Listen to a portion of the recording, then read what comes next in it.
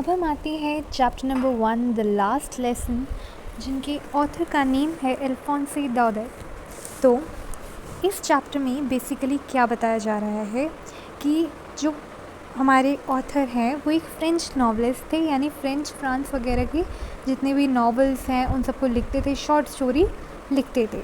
The last lesson is set in the days of the Franco Prussian war 1870 से लेके 1871 तक, यानी एक साल पूरा, 1-2 साल लगभग ये वॉर चली थी, फ्रांको प्रुशियन वॉर, जो कि फ्रांस और प्रुशिया के बीच में थी। अब now you will be confuse कि प्रुशिया कौन सी जगह है। अब प्रुशिया को जो मतलब आज के टाइम पे हम लोग जर्मनी के बारे में, जर्मनी जानते हैं, पोलैंड जानते हैं, एंड इवन कुछ पार्ट्स ऑस्ट्रिया के, ये जितना भी हिस्सा था इस पूरे को पहले प्रुशिया कहा जाता था। तो फ्रांको प्रुशियन वॉर में जो प्रुशिया है वो फ्रांस से जीत रहा था, ठीक है। तो अब क्या हो रहा है इस स्टोरी में कि और जो प्रुशिया है उसको किसने लीड किया था? बिस्मार्क ने। बिस्मार्क के बारे में हमने क्लास 9 थी I guess, Otto von Bismarck, उनके बारे में पढ़ा था, ठीक है। तो इस स्टोरी में फ्रेंच डिस्ट्रिक्ट्स, यानी फ्रांस के डिस्ट्रिक्ट्स थे जिनका नाम था, 2 डिस्ट्रिक्ट थे, मतलब अल्सास और लॉरेन, ठीक है। और इनको क्या हुआ, ये प्रुशिया ने हड़प लिए थे, प्रुशिया ने इन पे विजय पाली थी, ठीक है। तो ये दोनों डिस्ट्रिक्ट जो थे अब किसके होने वाले थे? फ्रांस से ये प्रुशिया के होने वाले थे। अब हम जानेंगे कि स्कूल लाइफ में इसका क्या प्रभाव पड़ा बच्चों पर जब ऐसा डिवीज़न हुआ, जब अल्सास और लॉरेन के जो डिस्ट्रिक्ट थे वो प्रुशिया के हाथों चले गए। अब जो ऑथर है वो अपने बारे में बता रहे हैं। I started for school very late that morning and was in a great dread of a scolding।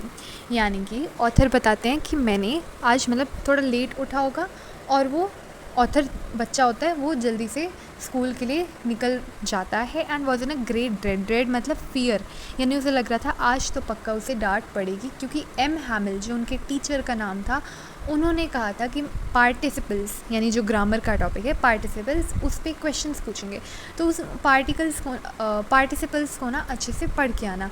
लेकिन जो ऑथर है उसको एक भी वर्ड नहीं आता था उसमें से, ठीक है। जो प्रोटैगनिस्ट है, ऑथर नहीं, बेसिकली प्रोटैगनिस्ट के बारे में बात हो रही है। तो जो प्रोटैगनिस्ट है, प्रोटैगनिस्ट का मतलब होता है मेन कैरेक्टर, तो उसे कुछ एक वर्ड नहीं आता था पार्टिसिपल्स का, ठीक है। तो वो जल्दी से ऐसे भागता हुआ जाता है। It was so warm and so bright, ठीक है, बिल्कुल सुबह सुबह, इवन सूरज भी निकल गया था, लेकिन अभी तक वो स्कूल के लिए रेडी नहीं हुआ था। वो जल्दी से रेडी होता है और वो भागता है। द बर्ड्स वर चिरपिंग, ऐसे चिड़ियाओं की आवाज़ आ रही थी, है ना। In the open field back of the सॉमिल, यानी कि सॉमिल क्या होता है? अब सॉमिल का मतलब होता है वो फैसिलिटी, वो जगह जहाँ पे जो ये बड़े बड़े लॉग्स, यानी पेड़ के टुकड़े नहीं होते, इनको कट किया जाता है ताकि बोर्ड्स बन जाए, कुछ मतलब लकड़ियों की चीज़ें बनाने के लिए, यूजेबल चीज़ें बनाने के लिए इनको कट किया जाता है। अब यहाँ से जब वो गुज़र रहा था तो at the back of the सॉमिल वो देखता है ओपन फील्ड, यानी खुले से एरिया में प्रुशियन सोल्जर्स, प्रुशिया के जो सोल्जर्स हैं ना, वो क्या कर रहे हैं? ड्रिल कर रहे हैं अपनी, ठीक है। आपको ड्रिल का मतलब तो पता है ना, मार्च करना, ड्रिल करना, है ना। It was all much more tempting, यानी कि जो प्रोटैगनिस्ट है सब कुछ इतना ज़्यादा अट्रैक्टफुल लग रहा था, मतलब उसका ध्यान खींच रही थी ये सारी चीज़ें, कि उसको मतलब जो पार्टिसिपल्स के रूल्स हैं, क्या क्या कैसे कैसे पार्टिसिपल कहाँ कहाँ लगाने हैं, ये सब चीज़ों से ज़्यादा उसे उसकी अटेंशन वहाँ ज़्यादा जा रही थी। लेकिन उसने अपनी जो है रेजिस्ट उसे करने की स्ट्रेंथ पूरी जान लगा ली कि नहीं, मुझे अभी यहाँ पे ध्यान नहीं देना है, मेरे को कहाँ जाना है? स्कूल जाना है। और वो स्कूल की तरफ चल पड़ता है प्रोटैगनिस्ट। फिर जब वो टाउन से गुजर रहा होता है तो बुलेटिन बोर्ड, यानी एक बोर्ड होता है ट्रेन वगैरह के पास काइंड ऑफ, वहाँ पे ना हमेशा वो आती हैं इन्फॉर्मेशन, नोटिस बोर्ड्स आते हैं, जिससे लोगों को पता चल जाता है कैसे क्या चल रहा है, कैसी वॉर हो रही है, ठीक है। मतलब जो जितने भी नोटिस हैं वहाँ पे आते हैं। पिछले 2 सालों से जितने भी नोटिस हैं, हमेशा सब पर ना कुछ बुरा ही ऑर्डर आ रहा है, मतलब कि बैटल्स कभी वो हार रहे हैं, बैड न्यूज़ ही आ रही हैं वहाँ पे, ठीक है। और वो बहुत ज़्यादा दुखी हो जाते हैं लोग उसको पढ़कर। तो एकदम से वो देखता है, प्रोटैगनिस्ट देखता है कि यहाँ पे ना बुलेटिन बोर्ड के पास भीड़ जमा हो रखी है। तो वो सोचता है इस बार कौन सा नोटिस आ गया, अब ऐसी क्या प्रॉब्लम खड़ी हो गई है, ठीक है। तो what can be the matter now. फिर वो जल्दी से सोचता है कि मैं तो चला ही जाता हूँ, इन सब चीज़ों पे ध्यान करने का मेरा समय नहीं है। फिर जो ब्लैक स्मिथ था वहाँ पे, वॉचर नेम का, वो उसे देखता है, वो बुलेटिन को पढ़ रहा होता है अपने उसके साथ विद हिज एप्रेंटिस यानी हेल्पर होता है, काइंड ऑफ ट्रेनी टाइप सा होता है उनके बगल में, ठीक है। तो उनके साथ वो बुलेटिन को पढ़ रहे होते हैं और एकदम से प्रोटैगनिस्ट को देखते हैं। फिर वो उसे बोलते हैं कि इतनी जल्दी जाने की ज़रूरत नहीं है बब ही ऐसे मतलब बिल्कुल कैजुअली जैसे बोलने देते हैं, अरे यार इतनी जल्दी जाने की ज़रूरत नहीं है, तुम अपने स्कूल प्लेंटी ऑफ टाइम, यानी बहुत ज़्यादा टाइम है, मतलब ऐसा नहीं है कि तुम लेट हो रहे हो, कोई बात नहीं, इतना ज़्यादा भागने की ज़रूरत नहीं है, तुम पहुंच जाओगे, ठीक है। अब ये चीज़ ऑथर नहीं प्रोटैगनिस्ट को तो यूँ लगा कि वो मेरा मजाक उड़ा रहे हैं जैसे वो हमेशा उड़ाते हैं, लेकिन वो मजाक नहीं उड़ा रहे थे, उन्होंने इसलिए बोला था क्योंकि आज उनका क्या था, लास्ट लेसन, यानी आखिरी लेसन था उनके स्कूल में, आखिरी दिन था इवन टीचर का, ठीक है।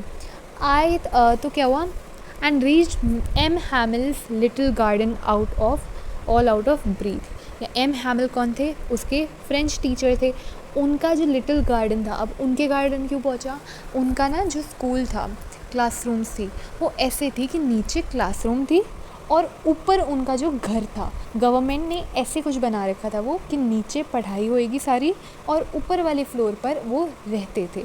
तो उनका जो गार्डन था वो भी उन्हीं का ही था, ठीक है। तो वो जल्दी से उस गार्डन में पहुंचता है।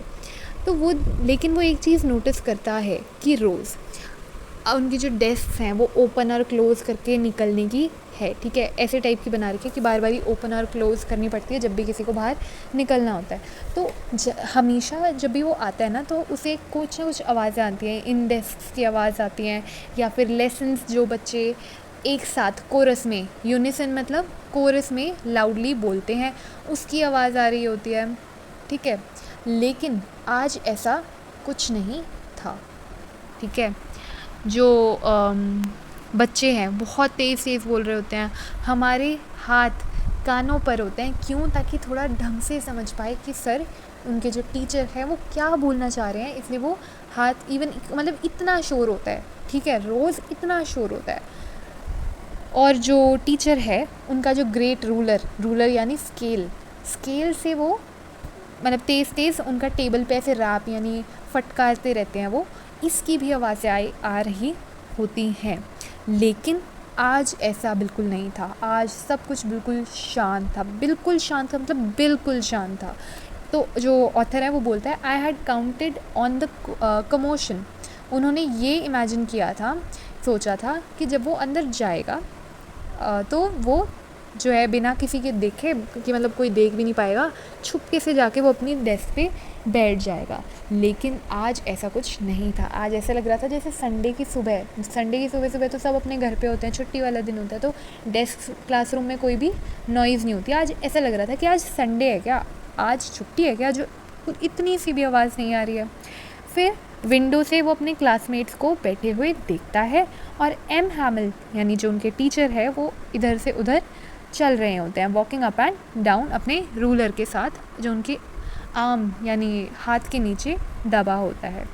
फिर वो दरवाज़ा ओपन करता है और सोचता है कि लोगों के देखने से पहले बैठ जाए, लेकिन सब उसको ऑफ कोर्स देख चुके होते हैं क्योंकि बहुत शांति होती है, वो छुपके से नहीं निकल पाता। You can imagine how I blush and how frightened I was. जो प्रोटैगनिस्ट है वो बोलते हैं कि आप इमेजिन कर ही सकते हो मैं कितना डरा हुआ, कितना शर्मा रहा था अंदर आने से, क्योंकि सबकी अटेंशन अब किसके ऊपर जा रही थी, प्रोटैगनिस्ट पे जा रही थी, ठीक है, जिसका नाम क्या था, फ्रांस।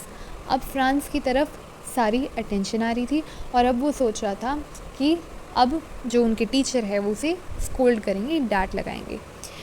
बट नथिंग हैपेंड, लेकिन ऐसा कुछ नहीं हुआ। एम हैमिल ने उसको देखा, प्रोटैगनिस्ट को देखा, फ्रांस को देखा और बड़ी आराम से बोला कि ओह अपनी सीट पर जाओ जल्दी से लिटिल फ्रांस, हम जो लेसन है तुम्हारे बिना ही शुरू करने वाले थे, इसलिए अब जल्दी से बैठ जाओ अपनी सीट पर। सरप्राइजिंगली टीचर ने उसे डांट नहीं लगाई। तो जो फ्रांस है वो बहुत कंफ्यूज हो रहा था कि आज ऐसा क्या हो रहा है, आज ऐसा इतना बदलाव क्यों देखने को मिल रहा है। वो जल्दी से अपने डेस्क पर जो है जाकर बैठ जाता है। लेकिन तभी एकदम से क्या होता है कि जो टीचर है वो मतलब एकदम से सरप्राइज सा हो जाता है कि जो टीचर है उन्होंने ना एक सुंदर सा ग्रीन कोट पहना होता है। हिज फ्रिल्ड यानी डेकोरेटिव रफल्स टाइप की जो नहीं होती, उसको फ्रिल्स बोलते हैं जब भी कपड़े पे देखते हो आप। तो फ्रिल्ड शर्ट पहनी होती है अपनी, और लिटिल ब्लैक छोटी सी ब्लैक कलर की सिल्क कैप उनके सर पर, जो एम्ब्रॉयडर्ड होता है, सब कुछ एम्ब्रॉयडर्ड होता है उनका जितना भी आउटफिट होता है। और सुंदर सा आउटफिट उन्होंने पहना होता है जो वो कभी नहीं पहनते हैं। मतलब वो सिर्फ़ और सिर्फ जब भी इंस्पेक्शन के लिए कोई भी आता है बाहर से, गवर्नमेंट से कहीं से भी आता है कोई इंस्पेक्शन के लिए, तब वो इतना सुंदर सा पहनते हैं, या जब भी स्कूल में प्राइज़ बट रहे हैं, बच्चों को बट रहे हैं, स्कूल को बट रहे हैं, तभी वो ये ऐसा कुछ पहनते हैं। नॉर्मली तो वो कहाँ ही पहनते हैं। तो फिर फ्रांस सोचता है आज ऐसी क्या बात है जो सर ने भी आज ऐसे पहन रखा होता है। तो बिसाइड्स द होल स्कूल, पूरा स्कूल जो है ना बिल्कुल शांत, स्ट्रेंज और सीरियस दिख रहा होता है, तो वो समझ नहीं पाता है। लेकिन अब पर एक और सरप्राइजिंग, सबसे ज़्यादा सरप्राइजिंग चीज़ फ्रांस को लगती है कि जो डेस्क हैं, यानी क्लासरूम में सबसे पीछे वाली डेस्क है ना, वहाँ पे जितने भी एल्डरलीज़ हैं वो सारे बैठे होते हैं। ओल्ड हॉसर ले लो, फॉर्मर यानी पिछला जो मेयर था इनके टाउन का, पिछला पोस्ट मास्टर ले लो, कुछ ले लो, सारे जितने भी एल्डर्स थे ना ऐसे पीछे बैठे होते हैं और सारे उदास दिख रहे होते हैं। हॉसर जो हैं, एक नाम के अब कोई व्यक्ति हैं उनके, ठीक है, जिनको सब जानते होंगे, वो अपने ओल्ड प्राइमर यानी कि एक पुरानी सी 3-in-1 टाइप की किताब से लेके वो अपनी बैठे होते हैं और जो मतलब उदास दिख रहे होते हैं, और उनके जो स्पेक्टिकल्स हैं यानी चश्मे हैं वो उनके पेजेस पर, बुक के ऊपर पड़े होते हैं, ठीक है, और वो ऐसे लेसन को सुन रहे होते हैं उदास होके। अब जब ये इतना सब कुछ वो देख रहा था कि ये सब क्या चल रहा है, जब पता लगाने की फ्रांस कोशिश कर रहा था, तभी एम हैमल उसकी चेयर के आगे आते हैं, अपनी चेयर के आगे आते हैं और अपनी ग्रेव जेंटल, जैसे वो हमेशा यूज़ करते होते हैं, बिल्कुल जेंटल सी टोन में उन्होंने बोला, मतलब हमेशा नहीं, ऑफ कोर्स वो स्ट्रिक्ट भी बोलते हैं वैसे तो, पर अभी बिल्कुल जेंटल वॉइस में वो बोलते हैं कि मेरे बच्चों, ये लास्ट लेसन है जो मैं आप सबको दे रहा हूँ। बर्लिन अब जर्मनी में है ना, तो बर्लिन से ऑर्डर आया है कि अब से एल्सास और लॉरेन जो डिस्ट्रिक्ट्स हैं उनके स्कूल्स में सिर्फ़ और सिर्फ जर्मन पढ़ाई जाएंगी। अब एम हैमल तो फ्रेंच टीचर है, तो उनका तो अब कोई काम ही नहीं है यहाँ पे, ठीक है। और इवन जो गवर्नमेंट ने उन्हें हाउस दे रखा है, हाउस बोलो, रहने की जगह दे रखी है बेसिकली स्कूल के साथ साथ, वो भी अब फ्रेंच टीचर की नीड नहीं है, तो उनको भी ऑफ कोर्स हटाया जाएगा। तो वो बोलते हैं कि जो नए मास्टर हैं तुम्हारी, जो ऑफ कोर्स जर्मन वगैरह पढ़ाएंगे, वो कल से तुम्हारे स्कूल में आया करेंगे। ये तुम्हारा लास्ट फ्रेंच लेसन है, इसलिए मैं चाहता हूँ कि सब बिल्कुल ध्यान से सुने। एकदम से ये बातें सुनकर जो फ्रांस है, प्रोटैगनिस्ट है, वो बहुत ज़्यादा शॉक्ड हो जाता है, ठीक है। ओह द रेचेस मतलब काइंड ऑफ ऐसे बोला, ओह शिट। अब क्या होता है, वो कंफ्यूज हो जाता है, वो बिल्कुल सरप्राइज़ हो जाता है कि ये क्या बात उसको सुनने में आ गई कि मेरा लास्ट फ्रेंच लेसन क्यों, क्योंकि अब ऑथर को इतना मतलब प्रोटैगनिस्ट को इतना दिमाग पे स्ट्रक कर रहा है क्योंकि ये उसका लास्ट लेसन है। उसने आज तक, उसको ना लिखना आती है फ्रेंच, ना पढ़नी आती है, बोलनी भी नहीं आती है, उसने कभी कुछ समझने की कोशिश नहीं करी। हमेशा वो सोचता था कि अगले दिन पढ़ लूँगा, कोई नहीं, बाद में पढ़ लूँगा बाद में, पर वो बाद में कभी नहीं आया और अब फ्रेंच उन्हें बिल्कुल भी पढ़ाई नहीं जाएगी। अब वो बहुत ज़्यादा सॉरी फील कर रहा था कि टाइम पे उसने अपने लेसन्स क्यों नहीं पढ़े। हमेशा वो या तो जो अंडे हैं, चिड़ियाओं के अंडे हैं, उनकी तरफ ध्यान देता रहता था, या फिर वो अपना जो झूला है उस पर झूलता रहता था। किताबों में उसका ध्यान बिल्कुल भी नहीं था, उसको बिल्कुल न्यूइजेंस यानी बेकार लगती थी ये सब चीज़ें पढ़ना वढ़ना, ठीक है।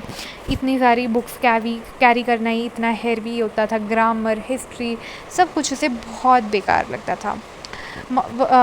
तो ये सारी चीज़ें अब सोचकर कि अब जब एम हैमिल उनके टीचर यहाँ से जा रहे हैं, आज के बाद वो उसे कभी भी नहीं देख पाएगा उन टीचर को, तो वो सारी चीज़ें भूल जाता है। मतलब रूलर यानी जो उनका forget all about his ruler यानी जो अपने गुस्से में अपने रूलर को फटकारते थे, ये सब जो भी उनका स्ट्रिक्ट बना था सब कुछ भूलता है और उसे देखता है, सब कुछ भूल जाता है कि कैसे वो स्ट्रेंजली थे, स्ट्रिक्ट टीचर थे, सब कुछ भूल जाता है और अब बिल्कुल उसे थोड़ा इमोशनल फील होता है। पुअर मैन, ये ऑनर था कि उन्होंने मतलब आज इतने अच्छे से कपड़े पहन रखे हैं संडे में उनके लास्ट लेसन के लिए। अब उसे सारी चीज़ें समझ आ जाती है कि कपड़े क्यों पहने हुए हैं, आज इतनी शांति क्यों है, जितने भी बड़े लोग हैं, एल्डरलीज हैं, वो बिल्कुल पीछे क्यों बैठे हैं, क्योंकि वो भी सॉरी हैं उसके लिए, मतलब फ्रेंच लैंग्वेज के लिए, और वो भी मतलब एक रिस्पेक्ट के तौर पर पीछे बैठे हैं। और कि मतलब लोग अब स्कूल पढ़ने जब वो जाते थे तब वो फ्रेंच सीखते थे, अब बच्चों को स्कूल में फ्रेंच नहीं सिखाई गई। इसीलिए उनका ये तरीका था उन मास्टर को यानी एम हैमिल को थैंक यू बोलने के लिए, उनकी जो 40 इयर्स की फेथफुल सर्विस थी नेशन के लिए, बच्चों को फ्रेंच पढ़ाने के लिए, जो 40 सालों की उनकी फेथफुल सर्विस थी, उसको रिस्पेक्ट देने के लिए सब वहाँ मौजूद हो रखे थे। अपनी कंट्री के लिए सब, फ्रेंच लैंग्वेज के लिए सब अपनी रिस्पेक्ट देने आ रखे थे। जब वो इस सब चीज़ों के बारे में सोच ही रहा होता है तब एकदम से जो टीचर है वो फ्रांस का नाम बुलाते हैं और अब फ्रांस की बारी थी रिसाइट करने के लिए, यानी जो काम दिया था उन्हें पार्टिसिपल का टॉपिक याद करने के लिए, जो भयानक से रूल्स थे वो अब एकदम से उससे पूछ लिया जाता है, रिसाइट करने के लिए, दोहराने के लिए उसको फ्रांस को बोल दिया जाता है। अब वो सोचता है, अब वो खड़ा होता है कि ये लास्ट लेसन है, अब उस पर थोड़ा प्रेशर बन जाता है कि आखिरी लेसन में भी अगर वो जवाब नहीं दे पाएगा।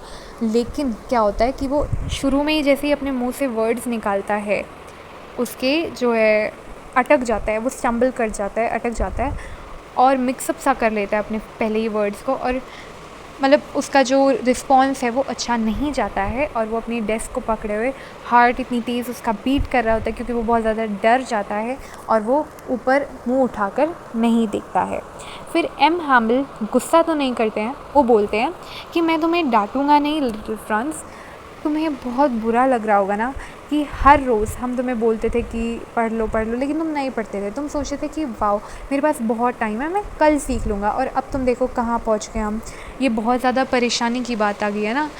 फिर वो ऐसे ही उन्हें फ्रांस को ऐसे कुछ बोलते हैं, फिर वो बोलते हैं कि अब बाहर लोग तुम्हें क्या बोलेंगे, ऐसे ही तो बोलेंगे ना कि तुम फ्रेंच मैन होने का दावा तो करते हो कि तुम फ्रांस के हो, तुम पहले फ्रेंच मैन हो एक, ठीक है, क्योंकि तुम फ्रांस की धरती पे पैदा हुए हो जो कि अब प्रुशिया की बन चुकी है, तुम ये दावा तो करते हो लेकिन तुम ना ही फ्रेंच लैंग्वेज को बोल सकते हो ना ही लिख सकते हो, तुम्हें तो बिल्कुल वर्स्ट फील हो रहा होगा ना, लेकिन तुम वर्स्ट नहीं हो। Poor little France, we have all a great deal to reproach ourselves with, reproach मतलब ब्लेम, यानी ब्लेम हम सिर्फ तुम्हें नहीं करेंगे कि तुमने नहीं पढ़ा बस, हाँ तुमने नहीं पढ़ा लेकिन हम सब भी ब्लेम करने के लिए हैं। क्यों? क्योंकि तुम्हारी जो पेरेंट्स थी उन्होंने ज़्यादा ध्यान तुम पर नहीं दिया कि तुम्हें पढ़ाया लिखाना भी ज़्यादा अच्छे तरीके से चाहिए।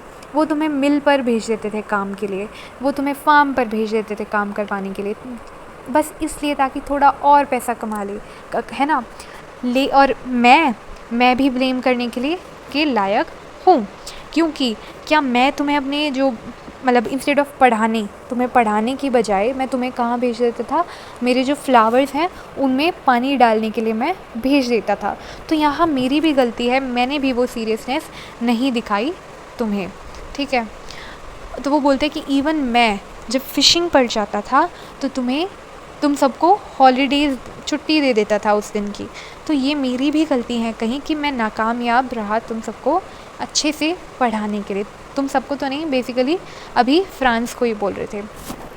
फिर क्या होता है फिर जो एम हैमल है वो फ्रेंच लैंग्वेज के बारे में बातें करने लग जाते हैं कि वो दुनिया में कितनी खूबसूरत लैंग्वेज है और क्यों हमें उसे हमेशा सबसे ज़्यादा लॉजिकल क्लियर लैंग्वेज है, हमें उसे बचा के रखना चाहिए, हमें उसे भुला के नहीं रखना चाहिए। भले ये हम पर कब्ज़ा कर ले, लेकिन हमारा जो कल्चर है, जो हमारे दिल में बसा है, उस पर वो कब्ज़ा नहीं कर सकते हैं। फिर वो अपने जो ग्रामर है, उस बुक है, उसको खोलते हैं और अपना जो लेसन है वो देने वापस शुरू कर देते हैं। I was amaze to see how well I understood it. अब जो प्रोटैगनिस्ट है, फ्रांस है, वो नोटिस करता है कि आज पहली बार उसे सब कुछ बिल्कुल अच्छे से समझ आ रहा है और इतना इतना ईजी लग रहा है उसे सब कुछ, जो कि आज तक उसे नहीं लगता था। वो आज उसे सब कुछ समझ आ रहा है और आज पहली बार है कि वो इतनी ध्यान से लेक्चर सुन रहा है। अगर वो ऐसे रोज़ सुन लेता तो ऑफ कोर्स उसे फ्रेंच लैंग्वेज अब तक आ चुकी होती। इवन जो टीचर थे आज बहुत पेशेंस से उन्हें समझा रहे थे। ओके, तो अब जो इवन जो मतलब ऐसा लग रहा था कि जो एम हैमल है, जो वो पुअर मैन, मतलब जो अब कल से नहीं पढ़ाएंगे, वो ये चाहते थे कि जाने से पहले जितनी नॉलेज उनके दिमाग में है ना, एक बार में एट वन स्ट्रोक वो उन सबके दिमाग में भर दे। सबको फ्रेंच लैंग्वेज के बारे में जितनी भी बातें हैं, एक बार में जितना पढ़ा सकते हैं वो पढ़ा दे। ठीक है, फिर ग्रामर के बाद उन्होंने एम हैमल ने नई कॉपीज़ दी उन सबको बच्चों को, जिस पर यूँ लिखा हुआ था फ्रांस अल्सास, फ्रांस अल्सास। ठीक है, बार बार ऐसे लिखा हुआ था। तो मतलब बेसिकली ऐसा लग रहा था कि जैसे फ्लैग पकड़ा दिए उन्होंने, हर एक डेस्क पर फ्लैग दे दिए अपनी जो है अपने नेशनलिज्म वाली भावना को दर्शाने के लिए। ठीक है, ये सारी मतलब ऐसी सारी चीज़ों को देखकर जो इवन फ्रांस है वो भी बहुत ज़्यादा अब इमोशनल हो रहा था। वो भी बिलीव नहीं कर पा रहा था कि इनका लास्ट लेसन है। सब कुछ बिल्कुल शांत था, सब लोग अपना पढ़ रहे थे, पेन के हिलने की मतलब पेपर पर चलने की आवाज़ आ रही थी। इतना साइलेंस था कि इवन पेन के चलने तक की भी आवाज़ आ रही थी।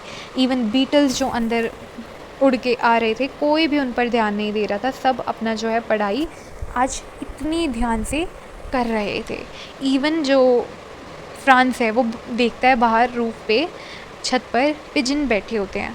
वो अपने ही दिमाग में सोचता है एक मॉकिंग मैनर में कि हम पर तो ये चलो ये फोर्स कर देंगे अपनी जर्मन लैंग्वेज, लेकिन क्या ये लोग इन पिजन्स को भी जर्मन में गाना सुनेंगे, इन पिजन से जर्मन में, इनको भी ज़बरदस्ती इन पे भी जर्मन लैंग्वेज लागू करेंगे क्या इवन पिजन्स पर। तो ऐसे मॉक करते हुए काइंड ऑफ सोचता है इस बात को।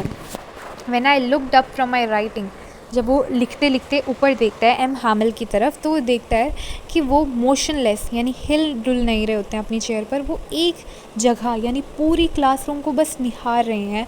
वो हर एक छोटी छोटी चीज़ नोटिस कर रहे हैं उस क्लास की, जैसे कि वो इस मेमोरी को हमेशा के लिए अपने दिमाग में स्टोर कर लेना चाहते हैं। ठीक है, तो वो अपनी 40 इयर्स तक जिस जगह पे वो रहें, गार्डन जो उनका बाहर था, हर एक चीज़ को निहार रहे होते हैं, क्योंकि आज उनका आखिरी दिन होता है। वो अपने जितने भी प्लांट्स होते हैं उन्होंने उगाए होते हैं, उन सब को निहार रहे होते हैं। और फ्रांस सोचता है कि कितना दिल टूट रहा होगा उनका इन सब चीज़ों को देखकर, क्योंकि अगले ही दिन for they must leave the country next day, क्योंकि अगले ही दिन उन्हें वहाँ जगह छोड़ के जानी है। ठीक है, लेकिन जो फ्रांस है उसमें इतना करेज था कि आखिरी बार वो अपने लेसन को बिल्कुल आखिर तक ध्यान से सुने। उनकी राइटिंग के बाद कि जो बेबीज़ हैं वो अपने जो बेबी वो मतलब जो भी लैंग्वेज थी उनकी फ्रेंच की जितने भी अल्फ़ाबेट थे उनको बोल रहे थे। अब आप सोचेंगे बेबीज़ कहाँ से आए। एक्चुअली ये कंबाइंड क्लास ले रहे थे। जो टीचर है एम हैमल है, जितने भी शुरू से लेके एंड तक मतलब जितनी भी एज ग्रुप के क्लासेस थी, सबको आज एक साथ उन्होंने बुला रखा होता है। और जितने भी इवन एल्डरलीज थे, सारे जितने भी जिनको भी पढ़ाते थे और जितने भी पढ़ रखे थे, सारे उस क्लासरूम में मौजूद होते हैं। तो जब उनके एज ग्रुप की बारी, जब वो पार्टिसिपल्स ख़त्म कर देते हैं, तो बच्चे जो हैं वो अपना जो है चांट करने लग जाते हैं अपने अल्फ़ाबेट्स को। फिर वो अपने फिर वो बाकी जो लोग हैं उनको नोटिस करने लग जाता है। ओल्ड हॉसर यानी जो बड़े लोग हैं, एल्डर्स हैं, उनको देखने लग जाता है कि कैसे वो भी उन लेटर्स को बच्चों के साथ साथ बोल रहे हैं। क्यों? क्योंकि वो भी बहुत ज़्यादा अपसेट है कि फ्रेंच अब उनकी लैंग्वेज, उनके पढ़ाया उनके सामने वो बोल भी नहीं पाएंगे। वो भी अपनी आँखों से रो रहे थे, उनकी आवाज़ ट्रेम्बल यानी काँप रही थी रोने के कारण, इमोशंस के कारण। और इवन मतलब इतना सब कुछ बिल्कुल ओवरवेलमिंग सा लग रहा था ऑथर के लिए। और एकदम से उसे याद आता है कि ये उसका क्या है, आज लास्ट लेसन है। ठीक है, अब एकदम से वो देखता है कि जो घड़ी है वहाँ पर क्या बज जाते हैं, क्या बोलते हैं, 12 बज जाते हैं और इवनिंग प्रेयर शुरू हो जाती है। अब जो प्रुशियन है वो अपनी ड्रिल करके, प्रुशियंस जो सोल्जर्स पहले ड्रिल कर रहे थे जब वो स्कूल की तरफ जा रहा था, अब वो रिटर्न कर रहे होते हैं और उनकी आवाज़, जैसे पैरों की आवाज़, ये सब सुन रही होती है उन्हें क्लासरूम तक। ठीक है, और एम हैमल अपनी चेयर से खड़े होते हैं। I never saw him look so tall. अब इस लाइन का क्या मतलब है, मतलब इतना ऊंचा, जो प्रोटैगनिस्ट है फ्रांस है, उसने अपने टीचर को कभी नहीं देखा था। ऊंचा का मतलब यहाँ पे रिस्पेक्ट, यानी हमेशा स्ट्रिक्ट है, ये है, वो बुरा ही सोचता था कि कितने क्रैंकी हैं, कैसे हैं ये। लेकिन आज पहली बार इतनी रिस्पेक्ट से वो अपने टीचर को देख रहे होते हैं। और फिर वो बोलते हैं, उनके टीचर बोलते हैं कि मेरे दोस्तों, माय फ्रेंड्स, वो स्टम्बल करके, मतलब अटक के, थोड़ा आए थोड़ा मतलब इमोशंस में होते हैं। फिर एकदम से बट समथिंग चोक्ड हिम, यानी अटका उनके गले में कि वो वापस बोल नहीं, और ज़्यादा नहीं बोल पाते हैं क्योंकि उन्हें इवन रोने के उसमें होते हैं वो। ठीक है, फिर वो ब्लैक बोर्ड की तरफ मुड़ते हैं, एक चौक का पीस लेते हैं और अपनी जितनी भी स्ट्रेंथ थी उससे वो बड़ा बड़ा लिखते हैं, वीवा ला फ्रांस, जिसका मतलब था लॉन्ग लिव फ्रांस। ठीक है, वो अपने हाथों से ऐसे लिखते हैं। वो उदास होके वॉल के अगेंस्ट अपना सर रखते हैं और बिना किसी वर्ड के अपना हाथ का गेस्चर, वो अपने हाथ से गेस्चर करते हैं कि स्कूल ख़त्म हो गया है और आप सब अब जा सकते हैं।